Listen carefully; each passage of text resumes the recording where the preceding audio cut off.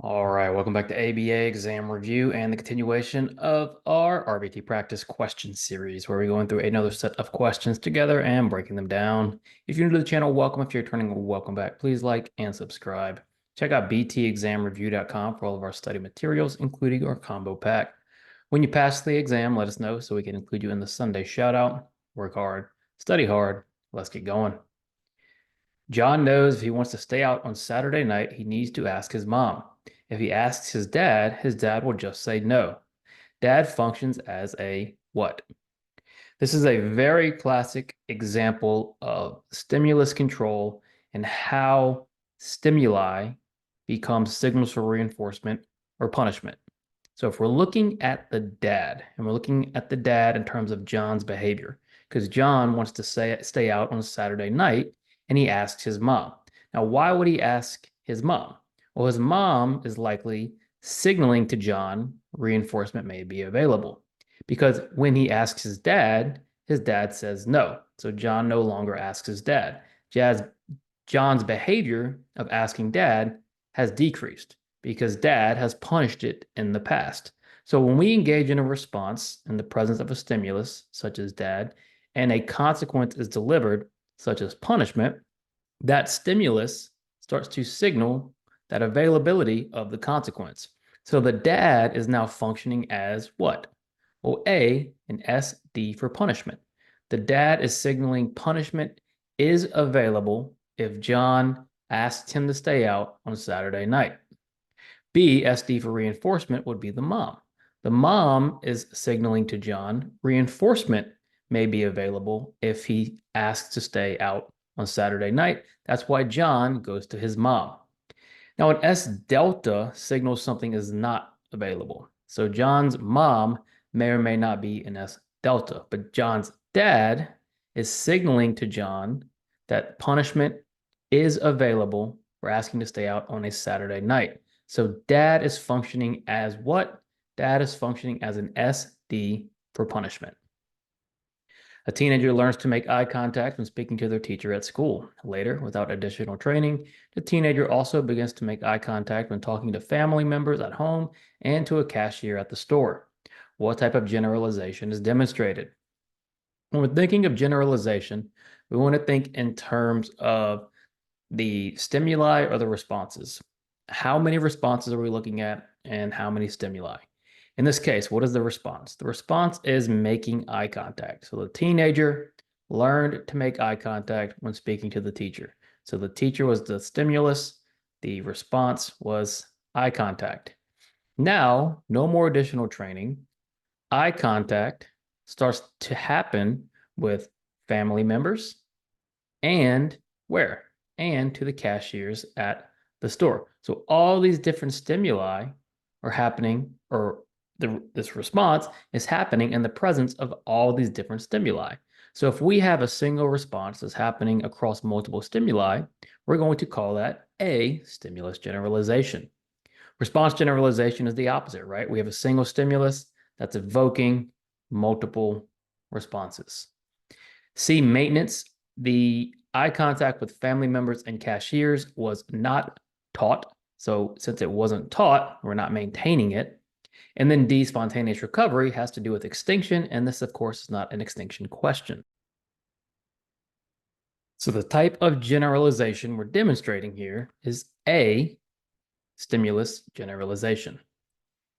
Tommy is working with the client to decrease their alcohol intake during the week. After a few weeks of intervention, the client is only drinking 2 days a week instead of 5 days a week, but the client has started to drink significantly more on those days that he does drink. What has changed in this scenario? So we're going to think about what has changed. The question wants to know what has changed. Well, what do we know? We know Tommy's working with the client, and the goal is to decrease alcohol intake. After a few weeks, the client has gone from 5 days a week to 2 days a week.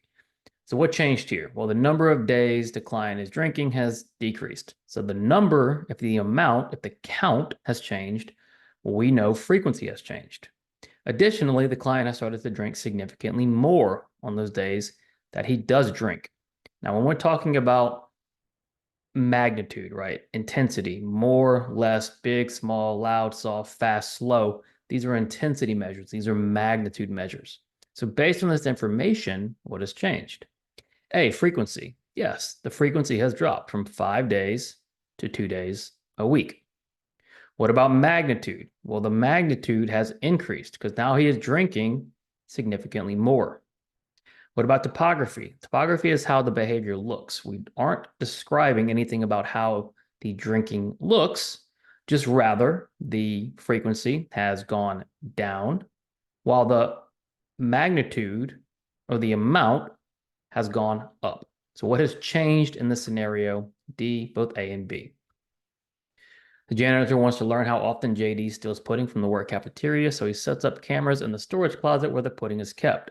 Out of the 15 times JD walked into the closet, he took pudding 5 times, took toilet paper 4 times, and took nothing the remainder of the time.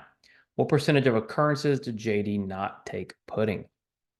What do we mean when we talk about percent of occurrences or percentages of opportunities? It just means given a number of opportunities, how many times does something happen or not happen? So in this case, we know the janitor is looking at JD stealing pudding. He wants to know how often it happens. What percent of occurrences or opportunities does JD steal the pudding? We know he has 15 opportunities, right? So we have 15 total opportunities.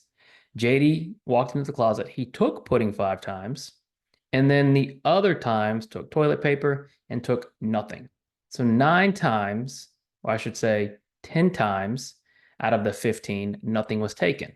And the question is asking, what percent did JD not take the pudding?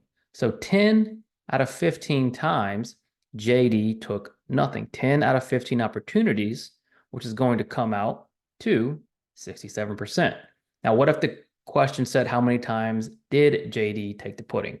Well, we would say 5 out of 15, which would give us simply 33%. But the question is saying, how many times did he not take the pudding? The answer is going to be 67%. Tiffany typically hums or sings to herself when she is making flashcards for class. She always makes sure she is alone when making her flashcards so she can avoid any distractions from other people. What is the likely function of humming and singing? So we have a function question. In the function question, we always want to determine why is the behavior occurring or what is maintaining the behavior. In this case, Tiffany, she is humming or singing to herself, making flashcards. She's always alone when making flashcards so she can avoid any distractions. Now, when we're talking about behavior that's happening with nobody else around and with no social consequences, what is that called? A, attention. Is Tiffany doing this for attention? Well, apparently not, because she's making sure she's alone. She's not trying to attract attention in this situation. What about B, tangible? Is Tiffany gaining a tangible item from humming or singing? It doesn't appear so. What about C, automatic? Tiffany is doing this when she's alone. It happens when she's alone, and it happens without social reinforcement. This is going to be automatic reinforcement. Of course, automatic is now often referred to a lot as sensory. And then D, escape. Well, Tiffany's going out of her way to avoid distractions. She's not trying to get out of making the flashcards. All she's doing is humming while making the flashcards, was making the function of humming and singing automatic, or the function of humming and singing is automatic.